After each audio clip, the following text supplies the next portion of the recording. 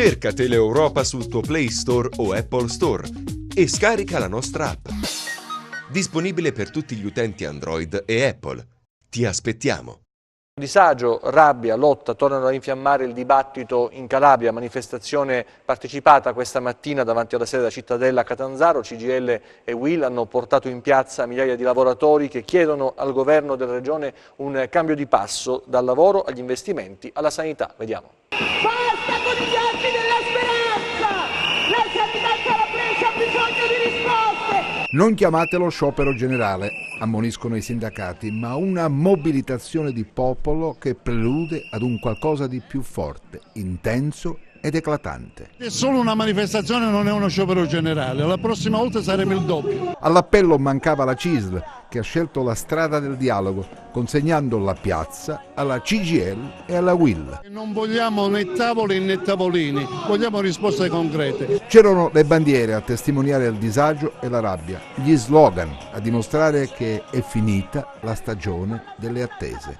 Con oggi è un punto di rottura nel metodo con il quale il governo regionale ha portato avanti il confronto con il sindacato e adesso servono le risposte. Davanti alla Cittadella un'imponente fetta di popolo calabrese.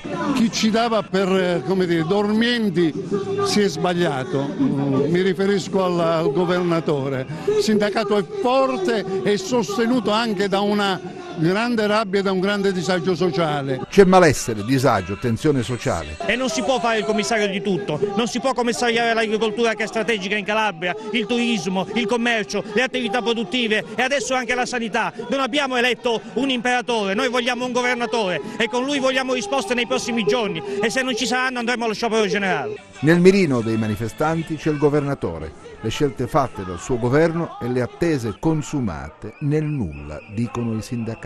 E noi oggi vogliamo parlare alla Calabria e al Paese. Certo, le organizzazioni incassano la fidelizzazione, il seguito, la rappresentanza, ma ciò che più conta è ottenere quel cambio di passo lungamente evocato.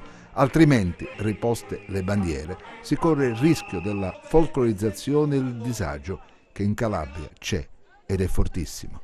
Cerca Teleeuropa sul tuo Play Store o Apple Store e scarica la nostra app. Disponibile per tutti gli utenti Android e Apple. Ti aspettiamo.